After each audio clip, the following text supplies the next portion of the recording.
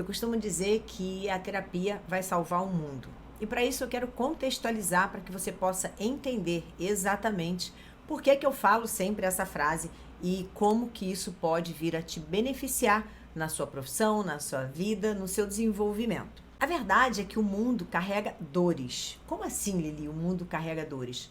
Uma dor da separação, uma dor de ser mãe, porque a maternidade muda muito a nossa vida, então a gente passa por vários processos, vários momentos novos e difíceis até às vezes no relacionamento, ou simplesmente com a chegada do filho, uma nova vida, abrir mão de algumas coisas. A gente passa por perdas, quando a gente não alcança o sucesso, a gente passa por uma frustração, aquilo que a gente queria mesmo, comprar um apartamento, comprar um carro, um emprego novo. E quando essas coisas acontecem de uma forma que a gente não tem um nível elevado de compreensão sobre esse problema, nós sentimos dores. Então, eu concluo mais ou menos que são as dores das perdas, de tudo aquilo que a gente não conseguiu, de tudo aquilo que a gente queria, de tudo aquilo que a gente perdeu. E essas dores, elas precisam muitas vezes serem elaboradas. E a gente precisa ganhar compreensão sobre a separação, compreensão sobre o que é sucesso para mim, compreensão por que esse sucesso não veio agora, o que falta eu desenvolver para alcançar esse sucesso, ou simplesmente, será que esse sucesso é realmente aquilo que eu gostaria de ter na vida? Porque muitas vezes a gente está se comparando com o outro e esse sucesso ele vem também da imagem que a gente tem do outro.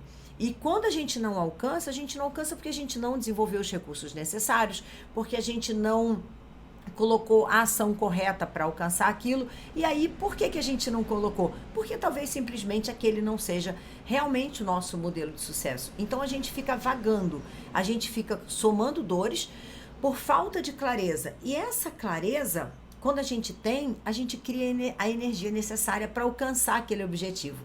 Então é muito importante a gente entender que todas essas dores que eu estou falando aqui, elas têm uma raiz lá na infância. Então elas têm uma dor no meu relacionamento com meu pai, ela tem uma dor que veio do relacionamento com a minha mãe, e não necessariamente existe uma culpa do pai ou da mãe, porque quando eu era criança, eu vivenciei uma experiência e eu dei um significado para essa experiência. Então, dentro do meu adulto hoje, né, existe uma criança.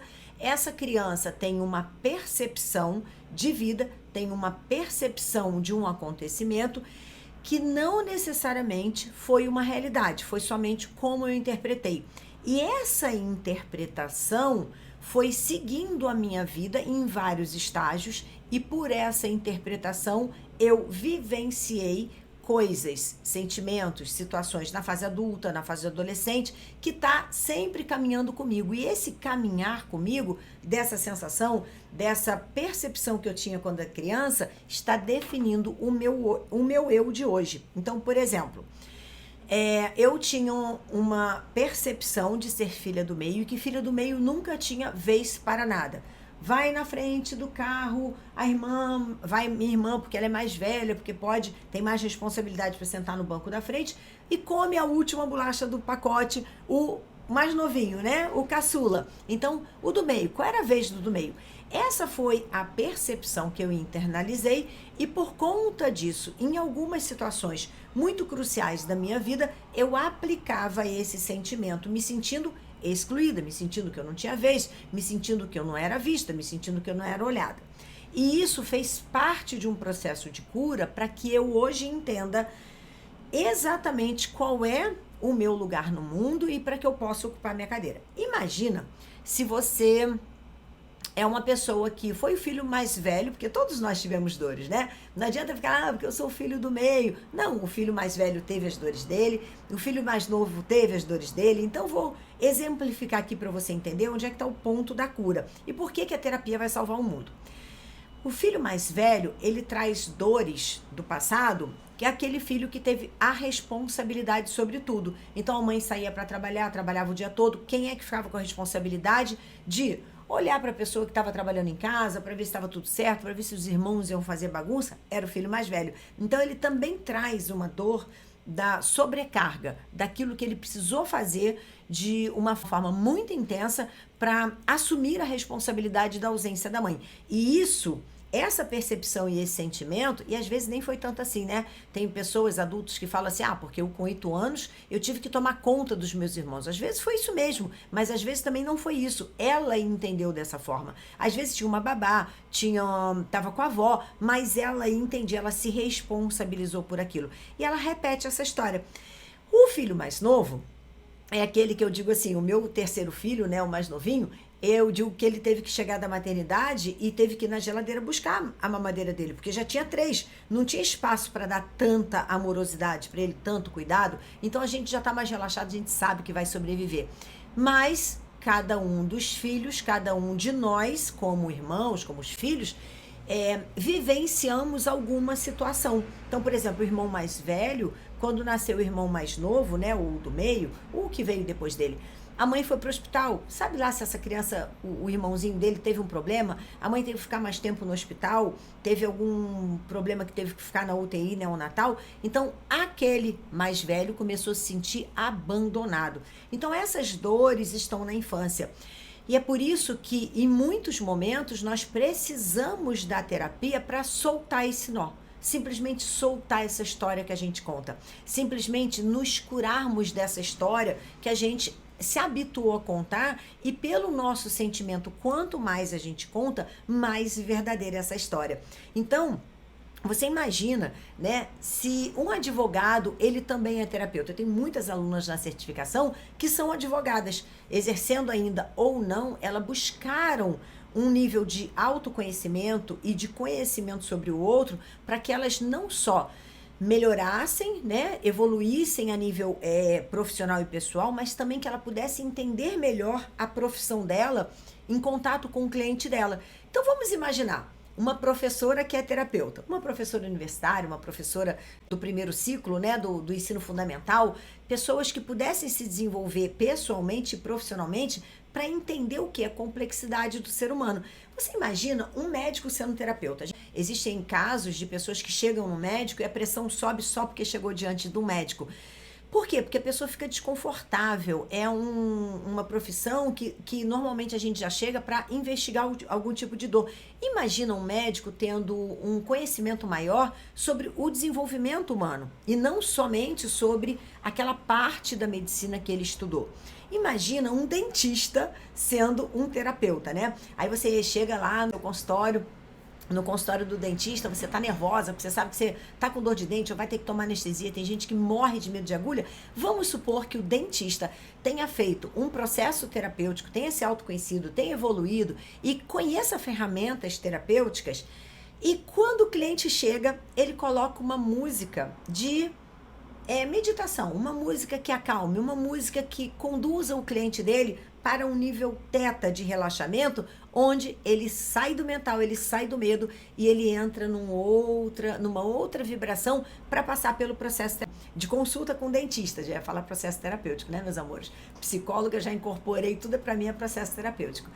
E aí é muito importante quando a gente entende que cada profissional está olhando para o ser humano através do processo dele, de autoconhecimento, de evolução, de entender como é que a dor funciona, entender como que aquela pessoa sente aquele estado, né? E perceber pelas ações, por rapport, por calibragem, todo qual é o esquema, qual é a linguagem de dor que aquele cliente dele chega. Então isso serve para o médico, isso serve para o advogado, isso serve para o juiz, né? Imagina um juiz que tenha um trabalho mais humanitário, que ele consiga, mesmo que ele precise dar aquela sentença, ele consiga dar aquela sentença de uma outra forma, vendo que ali tem um ser humano que está muito dolorido, né? Que tem uma dor emocional muito grande.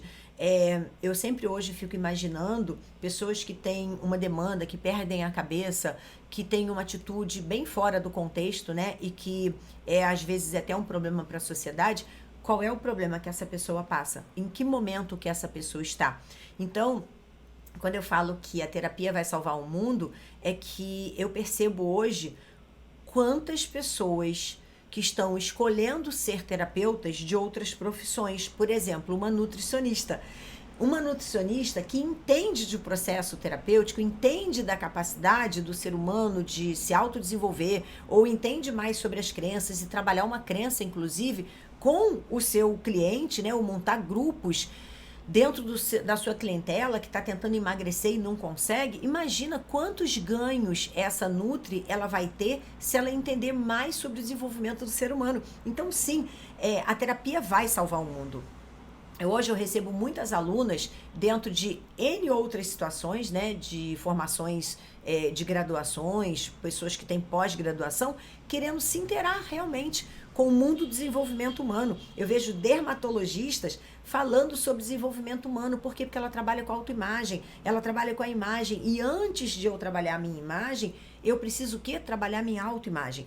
Eu sou psicóloga, sou pedagoga, psicologia foi a minha primeira formação, a pedagogia foi a segunda, eu tive clínica de estética nessa trajetória toda. E quando eu tive a clínica de estética, eu reparei, eu voltei para a psicologia por causa disso, porque as pessoas pagavam um processo estético para ter a Lili, psicóloga, ali falando com elas. E eu pude observar, dentro desse contexto da estética, que muitas mulheres chegavam com alteração de percepção de si, né, de si própria, da sua autoimagem, da sua performance. Então, ela estava sempre em busca de uma perfeição estética que, na realidade, estava traduzindo uma insatisfação, uma desconexão da alma dela, daquilo que ela veio fazer no mundo, daquilo que ela estava vivendo como relacionamento, daquilo que ela estava vivendo como expressão do seu fazer, que é o seu trabalho. Então, o que a gente percebe é que muitas mulheres hoje se aposentam, né? Muitos homens se aposentam e perderam o sentido da vida, porque não se conheceram, porque não se trabalharam terapeuticamente, porque não abriram espaço para evoluírem. Eu acredito de verdade que aqui a gente não veio aqui para ser médico, advogado, terapeuta, nem para ter dinheiro, nem para ter carro X, Y, Z, nem para ser pobre. A gente não veio para cá para nada disso. A gente só veio para cá para evoluir. E eu entendo que quando a gente entra no campo da evolução, a gente acessa o campo da prosperidade. Então, mais uma vez, quando eu alcanço esse campo do autoconhecimento e eu evoluo, eu entendo que aqui é prosperidade, eu entendo que está tudo aqui, né? Tá tudo aqui prontinho para eu acessar, porque eu evoluo, então eu acesso aquilo que não estava acessível. Um trabalho melhor, um relacionamento melhor, mais dinheiro, tudo vem para mim na medida em que eu me desenvolvo mais. E é muito interessante quando eu percebo que o motivo da infelicidade, o motivo da doença, o motivo dessa busca constante que a humanidade vive, ela está completamente relacionada à falta de significado, à falta de entender qual é o seu objetivo na vida. O objetivo do coleguinha não é o meu objetivo. O objetivo da minha mãe não é o meu objetivo. O objetivo dos meus filhos não são o meu objetivo. E o meu objetivo não pode ser cuidar da minha mãe a vida toda e morar com a minha mãe a vida toda. O meu objetivo de vida não pode ser mãe a vida toda. Meus filhos cresceram, cada um mora hoje num lugar diferente, em países diferentes. Por quê? Porque eu criei meus filhos para viverem a vida deles e para eu poder ter o meu sentido de vida. E eu só me vejo evoluindo, aumentando a minha capacidade de contribuição, do sentido da minha vida através de quem eu sou, através do meu próprio processo evolutivo. De novo, eu vou dizer, a terapia vai salvar o mundo. Eu tenho certeza que através do processo terapêutico, nós alcançamos um poder de realização muito maior e com isso nós fazemos com que toda a humanidade cresça. Porque quando eu sou exemplo, quando eu sou a pessoa que entrego para os meus filhos a minha modificação, a minha alteração, a minha evolução, eles também se preocupam em buscar a sua própria evolução. Então, através dessa parte, né, da gente buscar o significado da nossa vida, é que a gente afasta a doença, é que a gente afasta realmente tudo que não é bom e atrai tudo aquilo que faz sentido pra gente. Viver o significado da vida é entender que existe algo maior por qual nós estamos vivendo aqui na terceira dimensão. Existe um caminho divino para cada um de nós e a gente encontra isso no processo terapêutico. É muito interessante a gente parar para perceber que, e aí eu vou trazer assim 2 caminhos, né, para você alcançar esse lugar.